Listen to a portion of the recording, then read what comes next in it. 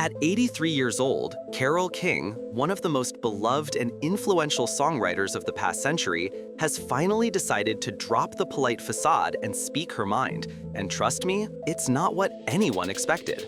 For decades, she was the calm, smiling face behind timeless hits like It's Too Late and You've Got a Friend, a gentle voice that symbolized peace and empathy in the music world.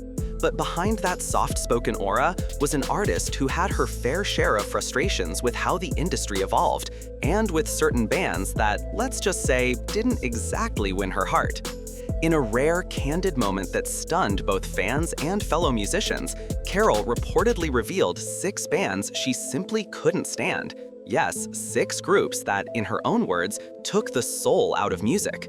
This revelation spread like wildfire online, leaving fans torn between shock and curiosity. After all, how could the queen of Tapestry, a woman known for her warmth and humility, harbor such strong opinions?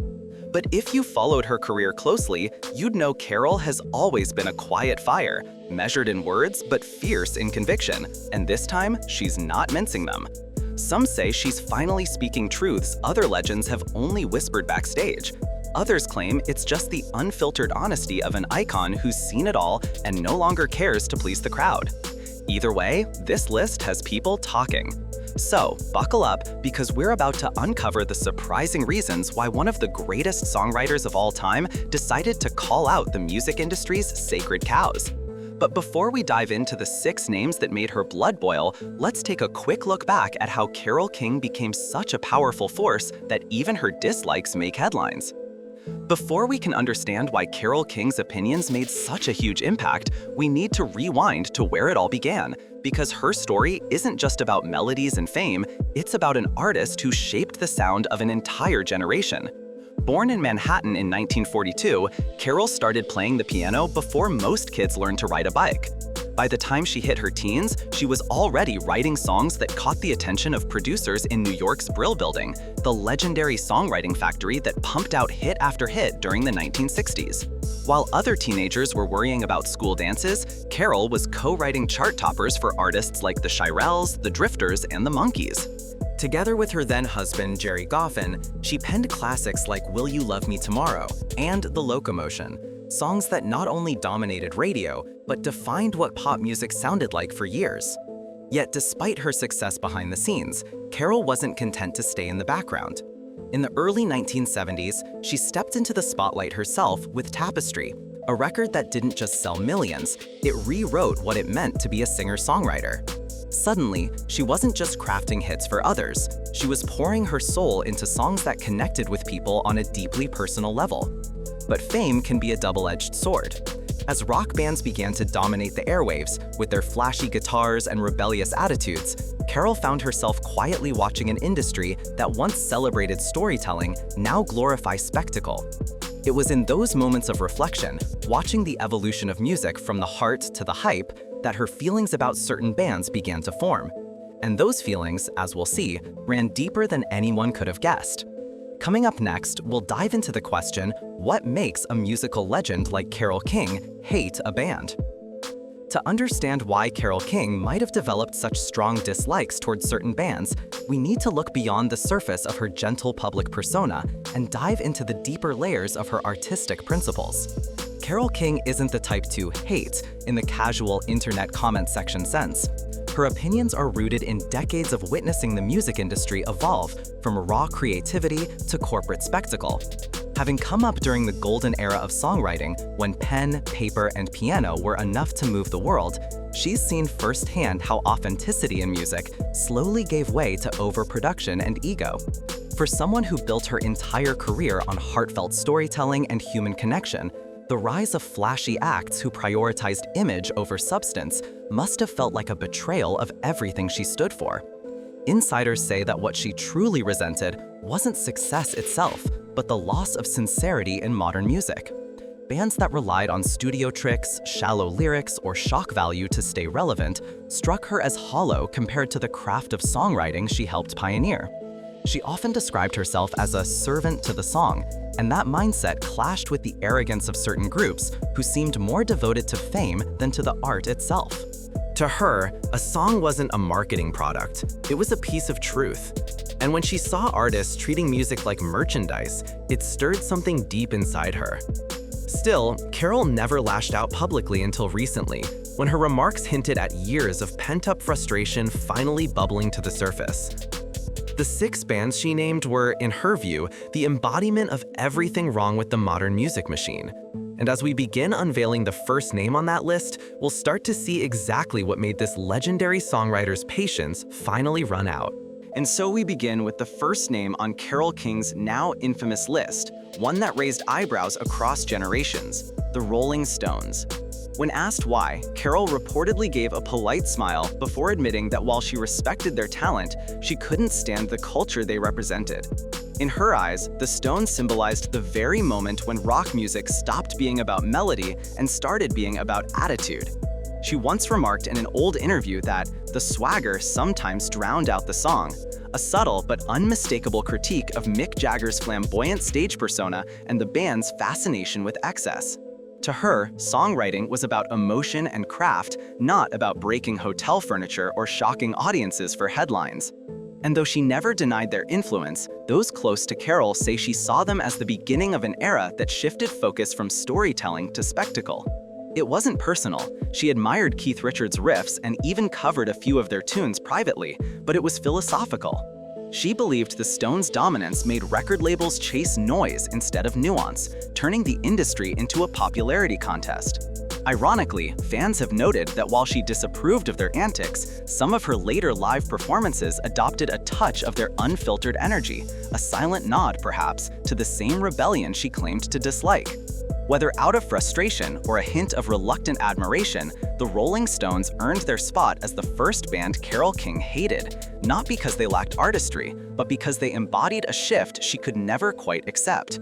But if that surprised you, wait until you hear who came next, a band whose approach to fame and sound clashed even more violently with Carole's ideals. The second band on Carole King's controversial list shocked even longtime fans who thought they knew her tastes inside and out: Kiss. Yes, the face-painted rock juggernaut known for pyrotechnics, platform boots, and unapologetic theatrics made it straight into Carole's least favorite lineup. To her, Kiss represented everything she believed was wrong with what music had become: louder, flashier, and emptier. Sources close to King have said she found their image more costume than composition, a circus act rather than a musical movement. She wasn't offended by their success. Carole was far too seasoned for jealousy, but she reportedly couldn't comprehend why millions worshipped a band whose lyrics, in her words, wouldn't pass a high school poetry class. Behind the calm demeanor, King was a purist at heart. She believed that a great song could be stripped of everything: lights, makeup, ego, and still stand tall on its own. Watching Kiss explode on stage with flames, blood capsules, and thunderous riffs must have felt like witnessing her sacred craft being turned into a Las Vegas show. Ironically, the band's founder Gene Simmons once cited Tapestry as one of the greatest records ever made, calling Carole a true artist. But for King, that compliment probably didn't erase her disdain. She wasn't against fun in music, she was against losing meaning in the process. In her private reflections, she said to have lamented that acts like Kiss made record executives chase the next gimmick instead of the next heartfelt melody.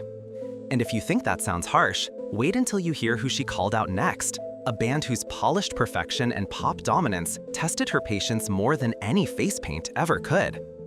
Next on Carole King's list came a name that made many do a double take: ABBA. The Swedish pop phenomenon, adored globally for their glittery melodies and irresistible hooks, were apparently not among Carole's personal favorites. To most listeners, ABBA was the sound of pure joy, upbeat, danceable, and timeless. But to a songwriter like Carole King, they represented the growing divide between heartfelt composition and formulaic production. People who've worked with her say she admired their technical skill, but couldn't connect to what she felt was a calculated kind of songwriting. In Carole's world, music was supposed to be an open diary, not a math equation set to disco beats. She reportedly once joked that ABBA's songs were so perfectly polished that you could eat dinner off them, but they'd still taste like plastic. That quip captured her frustration with what she saw as the sterilization of pop music in the late 1970s. The emotional imperfection that made songs like So Far Away or You've Got a Friend timeless simply didn't exist in the gleaming, harmonized universe of ABBA. And yet, there's irony in her critique. Both artists shared an obsession with craft, melody, and emotional resonance, even if they approached it differently.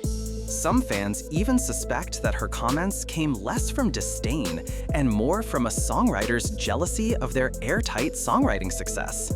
Whatever the truth, ABBA's presence on her list proved that Carole King wasn't afraid to challenge the darlings of pop, even if it meant shocking her own audience. But the next band would strike an even deeper nerve, a group whose rise in the 1980s marked a cultural shift that Carole viewed as the death of authenticity itself. The fourth band on Carole King's list was none other than Duran Duran, the poster boys of 1980s glam, fashion, and MTV excess. For many fans, they were icons of cool, sharp suits, cinematic videos, and synth-driven hits that defined an era. But for Carole King, they symbolized everything she feared about where the industry was heading. To her, Duran Duran's rise marked the moment when image officially began to outweigh artistry. She reportedly quipped during a private conversation that they were models first, musicians second, a job that stung fans who adored the band's sleek production and visual storytelling. Carole, ever the purist, came from a generation where the music spoke for itself. No fancy visuals, no designer wardrobes, just lyrics and chords that hit straight to the heart. Watching Duran Duran dominate MTV must have felt like watching songwriting itself fade into the background. Still, she didn't deny their talent. In fact, she once admitted she found Ordinary World beautifully written.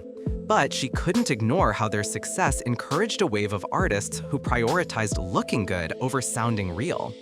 Insiders say she often lamented how the 1980s transformed music into a product rather than a passion. And for someone who'd built her life around sincerity, that shift cut deep.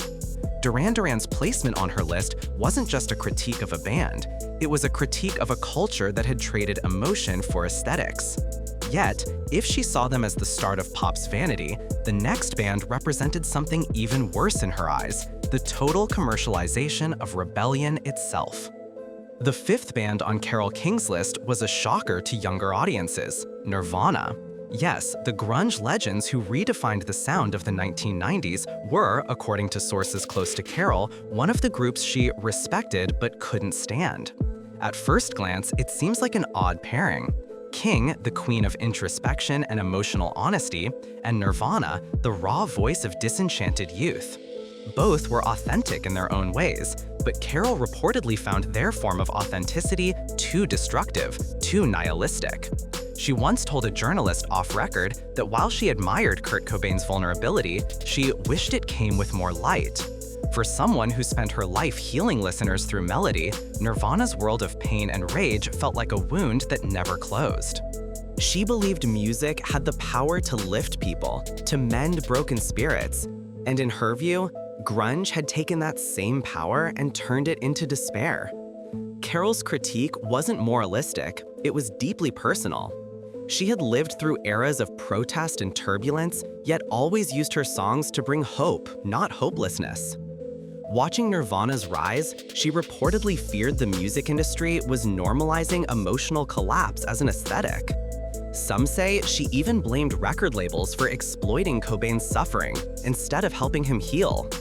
Her discomfort wasn't with Nirvana's message, it was with how tragedy became entertainment. Still, even she couldn't deny the band's raw genius. Friends said she cried when she heard about Cobain's death, whispering he was just a kid who needed a song to save him. Nirvana's inclusion on her list revealed a side of Carole King few had seen, not judgmental, but heartbroken.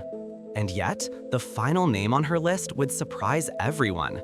A band whose cheerful, polished image masked something Carole considered the ultimate betrayal. The final name on Carole King's list stunned fans and critics alike: Coldplay. To most of the world, they're one of the most successful and beloved bands of the 21st century, a group whose anthemic ballads and uplifting choruses have filled stadiums and soundtracked countless emotional moments. But to Carole King, they represented a creative paradox, a band that mastered the formula of emotion without the rawness of it. According to industry insiders, Carole admired Chris Martin's sincerity, but often described Coldplay's sound as emotion by design. too clean, too calculated, too perfectly engineered to tug at heartstrings. For someone who wrote songs in a one-bedroom apartment with nothing but a piano and truth, the glossy production of modern stadium rock felt hollow. She once remarked that she missed the cracks in the voice, the unplanned mistakes, the parts that remind you a human made this. To her, Coldplay's perfectionism stripped music of its humanity, leaving behind something beautiful but distant. And while she respected their global impact, she saw in them the full-circle irony of the music industry. That after decades of chasing image, rebellion, and spectacle, even sincerity had become a product. They sell feeling the way we used to sell melody, she reportedly told a fellow musician, half in sadness, half in admiration. Yet despite her critiques, Carole wasn't bitter, just reflective. Her list of hated bands wasn't a rant from an angry legend, but a love letter to what she believed music once was, flawed, heartfelt, and free. And as she closed that conversation, she smiled and said, "Maybe I don't hate them. Maybe I just miss when songs were a little more human." Coming up next, how this shocking confession reignited a global conversation about authenticity in modern music and reminded the world why Carole King's voice, even at 83, still matters.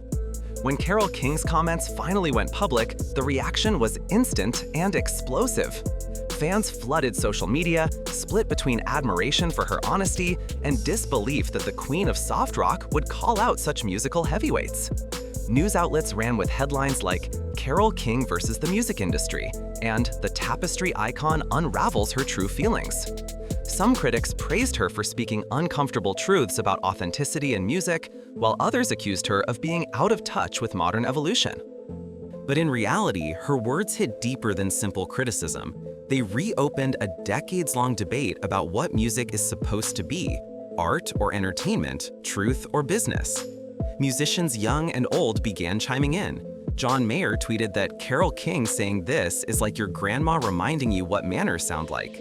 Billie Eilish reposted an old Carole King live clip captioned, "She's still right."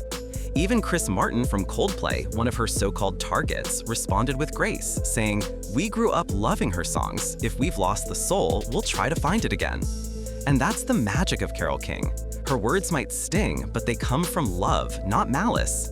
She spent her life fighting for music that matters, and even at 83, she's still challenging an industry to feel more and sell less. Whether you agree with her or not, one thing's clear: when Carole King speaks, people listen. Because behind every note she's ever written and every opinion she's ever shared lies a belief that music should move hearts, not markets. Thank you for watching, and as always, find other fascinating stories like this one in our channel's playlist.